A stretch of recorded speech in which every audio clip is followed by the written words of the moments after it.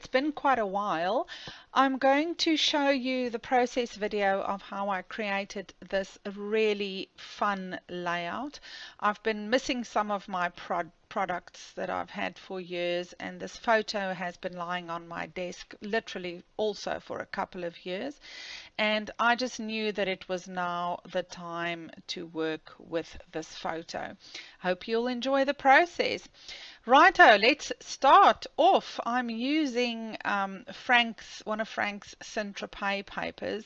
I just love this background, and I'm giving it a nice coat of clear gesso. You'll see I'm just doing the center part because I'm not going to be wetting the outer edges. It is always good to cover paper with clear gesso if you are going to be wetting it or adding mediums to it. You can dry it with your heat tool, or you can leave it to dry naturally. There we go, I've dried it, and now I am placing my photo.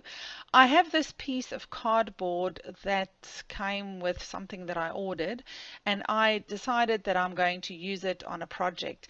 I didn't think I was going to use it like this, but when I took the big piece, I thought, wow, what if I just placed it behind the photo just like that? And why don't I create a focal element using the board? I tried to get more off, but it was becoming tedious, so I just decided that's enough texture. I'm going to use very few elements. It's literally some stuff from my stash. I just got the paper. I've had everything else for many moons, especially the mediums and the paints that we'll be using. Some of them I've had for over 10 years and I hardly ever get to use them. I'm using my favorite stencil that I designed, I think last year or the year before. It's really my go-to stencil. I just love the design. I think Finn also has a similar stencil. I think it's just more diamondish. Mine just has smaller elements and round diamonds and bigger script, I think. But I was inspired by her stencil. I'm using modeling paste through the stencil. I'm taking too long to talk, and I'm leaving that to dry. I'm going to color my gauze now, and I'm simply using my paint confections from Prima because it has a nice blue, and I wanted to use different products that have been neglected the past few months or years. Oh my word, my portfolio oil water soluble pastels. I bought these in 2008 in America when Gail and I were there. I can't believe today when I was cleaning my room that I actually still had them. I have ordered more for the shop because they are absolutely fabulous and the pricing is right. I'm also adding some 13 Arts powder pigment paint with a shimmer. I love the two-tone. Okay, leaving that to dry. Now I am moving on to prepping my board. I'm using Finn's heavy gesso to prep this chipboard or the cardboard. You need a good coating because I'm really going to wet this a lot, and I'm putting it to one side and I'm drying it. I want to distress my photo, and I'm showing you 3 ways here to do it. You can use a pair of scissors. There's my Prima tool, and I have to be honest, my favorite is my Tim Holtz distresser. It feels to me as if I have the most control over where I'm distressing. Now I'm working here on a cutting board that I bought at, I think, Mr. Price Home. Endry recommended it because I don't have a Tim Holtz glass cutting mat yet, which I'm going to get soon.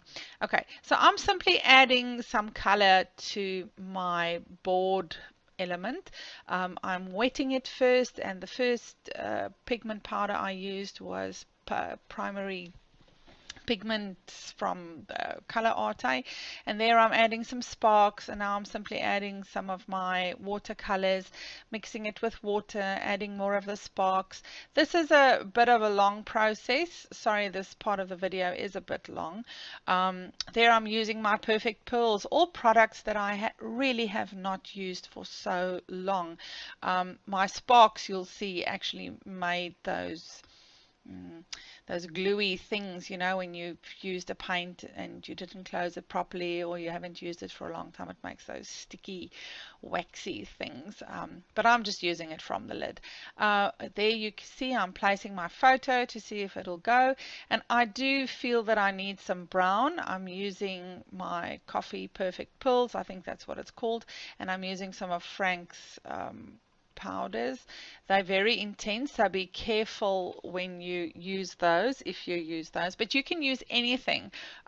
You can use just paint, you can use acrylics. I love the sparkle, and I want this piece to really be my main focus that my photo is going to be resting on. You can see that I'm simply continuing the process, and now it needs to dry. It took me quite a while with the heat tool to dry, but you can see that it was well worth it. Placing my elements using some 49 and market flowers that are left over, some Prima flowers, and now I'm going to be adding some color and some shine to my stenciled background. I'm using a Luminate Jacquard product here that I have also had for over 10 years, also bought it in the States in 2008. It's gone a bit grainy, but it still gives a fabulous, fabulous shimmer. These are just wonderful. I've considered whether I should order them again, but I know there are so many different ones on the market. It just goes to show that even many years ago you could get similar products. You know, they just weren't as many as there are now. I'm adding sparks again. I think that's unicorn hair. I do love that color, and I'm going to dry that with my heat tool to make sure that we can move along. You know, if you don't want your paper to wobble too much, it is good to leave it to dry naturally. But as you can see here, I love the way that when you dry it with the heat tool, it makes those little bubbles. It's just added texture. Oh my goodness, when I cleaned out my craft room today, I hadn't been in here for more than 2 months. I found my tape glider. Once again, I also bought this, I think, in 2009. We used to sell them at the shop, but then they just got so expensive, and I didn't even know that I had a tape in it. And I thought it's time that I started using it again. I had forgotten how fabulous it is. Also pulled out my Aleene's tacky glue. Um, I'm surprised it's still working, and that is also 10 years old. It is a fabulous glue. I'm making sure that my paper is flat onto the board because I don't like wobbly pages, and this will be a class in the shop. So I'm adhering my centerpiece, and I want to make sure that it's placed properly between my stencil and stenciled background. I always keep my Canon photo papers cardboard, and I am just putting my photo on this using my tape glider. I'm having so much fun with my tape glider, just to give it a little bit more lift. And maybe I want to tuck something underneath the photo, although I didn't in the end, but you never know. I'm just positioning my gauze, placing it where I think it should go, and I'm simply adhering that with some 3D matte gel. You can use any adhesive. I am going to be applying my art stones with that as well, and you don't need lots. This is not something that's going to take a hammering, and it's a light element, the gauze, so you really don't need half a jar to adhere that. I might go back and add some more adhesive behind the photo, but for now I think that'll do. I'm going to be using my Aleene's quick dry adhesive to apply my flowers, just a nice blob. It does grab quite quickly. I think that one I'm using is the quick grab or something like that. You know, it just enables the flower to sit. The glue takes a while to dry, but at least it grabs, you know, so that it doesn't fall off when you're moving around. But it enables you to reposition it should you not be satisfied with where it is, and it does dry clear. It is a firm favorite of mine, and I think I will be using it a lot more coming in the months to come. It just is an easy product to work with. Tombow is my favorite for gluing things when I'm doing simple paper scrapping, but for these kind of projects I think Aleene's is a better option. I'm using a little chipboard from Graphics, and I just love this one. I actually bought it at Beautiful Scrapbooks last year in September, and I'm going to be heat embossing it with Tukaneko's gold embossing powder, which I do think is one of the finest embossing powders around. You only need one coat of this gold. It gives a beautiful coverage. It's smooth. It's just gorgeous. It's a vintage gold. It's not a yellow gold, but I love the color. I think it is absolutely beautiful. Now I'm going to just cut this into two pieces, placing the one underneath my bottom flower cluster and the other one at the top cluster. It's just makes your elements go a longer way, and it's really such a gorgeous little element. I'm using a Celebrate title that I found in one of my boxes. It's always been one of my favorites. You can use it for almost anything. And I'm covering this with white embossing powder. Oh, I got this tool. Isn't it fabulous? It's a Lindy Stamp Gang. It's like a real surgeon's tweezer. I do think I'll use it more often than a normal tweezer. So I'm first heat embossing the title with white embossing powder, also Tukaneko, but I thought it was a little bit too white after I had done it. Actually, I did plan this, but I wasn't sure if I was going to use the bridle as a top coat. So I'm covering it now with bridal embossing powder, which is kind of creamy and see-through, translucent, with some glitter. It's like a very soft greenish glitter.